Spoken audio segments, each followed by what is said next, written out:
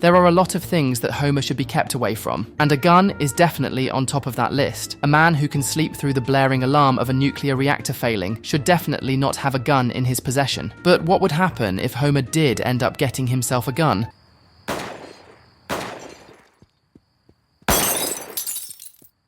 For once, the Simpson family has a good reason to rush towards their couch. This time, their butts are on fire, and the couch has turned into a mini swimming pool, giving the family a momentary relief from the humiliating pain. Homer and the rest of the family are easily duped by the awkward ad for a soccer match between Mexico and Portugal. Even though Homer is not impressed by the lineup of players, the sound of a commercially shallow match with subpar merchandise is enough to thrill Homer and the kids. Oh, I never heard of those people. And they'll all be signing autographs. Woohoo! After begging Homer to take them to the soccer match, the entire family makes an outing out of it, and soon the Springfield Stadium, which is usually collecting dust, is now full of people from the city, eagerly waiting to watch their first soccer match. The match finally begins, and at first, the applause is going strong. It looks like everyone is really enjoying the match, but people start realizing that the match is boring as all hell. The players don't even move around, they just stand there, passing each other the ball. Either the people of Springfield don't know how real football is played, or this match really is a dud. Either way, no one is happy. Boring!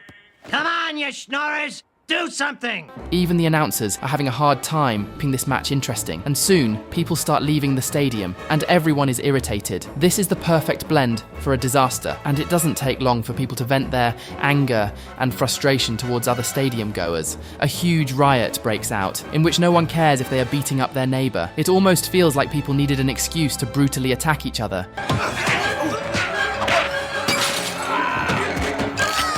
The chaos unfolding so quickly, Marge tells Homer that it would be best for them to leave, but it looks like leaving the stadium is not enough, because the riot soon spreads throughout the entire city. People steal cars and burn down houses. Absolutely no one is safe. Marge and the kids are scared to see the display of thievery and violence just outside of their window. Marge is worried that their house might be hit next, and seeing Homer's idiot-approved security does not help her either. So the following day, Marge calls in a home security company to help keep the family safe. The guy from the security company seems pretty shady himself. Like you called me just in time. This home isn't secure at all. The security guy scares Marge even more than unnecessary, and he recommends that the family should bulletproof all of their windows. However, the cost of such an absurd security system would be about $500. Homer realizes that his family's safety is worth that much at all, and he kicks out the security guy. But Marge is still worried about keeping the family safe, and Homer has just the thing in mind. He heads over to the store where he decides to buy himself a gun. The salesman can tell that selling the gun to Homer would be a big mistake, but instead of outrightly refusing Homer, the salesman tells him that there is a 5-day waiting period, and once Homer passes the background check, he can buy the gun for himself. 5 days? But I'm mad now! Yeah. Homer goes back home quite upset and grumbles to himself like a crazy person. Even his family is tired of the ramblings that never seem to end, and Homer seems to be losing his mind. After all, he can't shoot anything for 5 whole days. How can a red-blooded American like Homer be expected to live like that?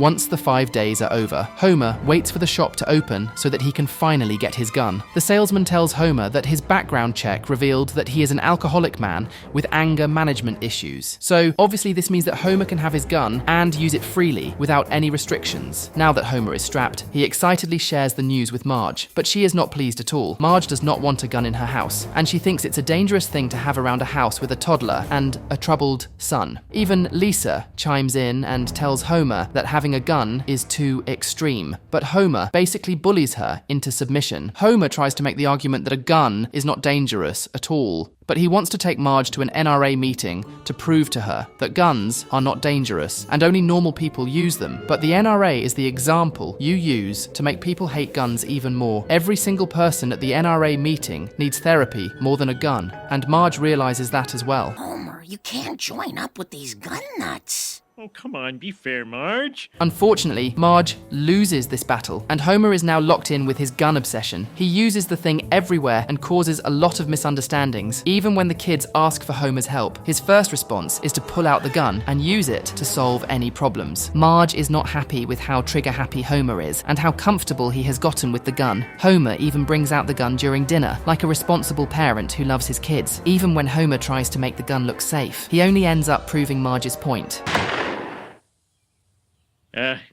I'd better just put it down. Marge decides to put her foot down and give Homer a stern warning. Over the years, Marge has had to put up with a lot of things, but the gun is genuinely dangerous, and she wants Homer to get rid of the thing. For once, Homer decides to do the right thing, and the matter comes to an end. A few days later, Bart and Milhouse are playing together, but Bart ends up finding Homer's badly hidden gun. The two boys start playing with the dangerous weapon, and when Marge comes home to see her only son acting so recklessly, she lets Homer know that this time, he screwed up big time. Marge decides that the only way to keep her kids truly safe is by leaving Homer. So, Marge ends up taking the kids away from the house and leaves Homer alone with nothing but his stupid gun. Do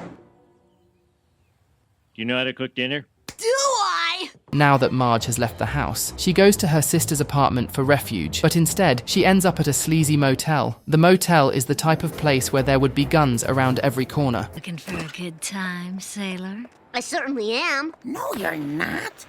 Meanwhile, back at home, Homer hosts an NRA meeting, and while things seem to be going fine, when the other members see how reckless Homer is with the gun, they are shocked by his casual attitude towards firing a killing machine for everyday use. Watch me turn on the TV. The members of the NRA shun Homer for his stupid behavior, and soon they revoke his membership as well. Back at the motel, the more Marge and the kids learn about the motel, the more depressing this place gets. There's a dead body in the pool, and almost everything in the room requires a coin to function, while the kids goof around. Marge wonders if Homer has learned his lesson, but back at home, Homer is just more carefree with gun usage. He has some moments of clarity, but these moments are overshadowed by the power of the gun. But Homer is slowly coming to the realization that a gun cannot replace his wife and kids, and he wants to rectify this situation.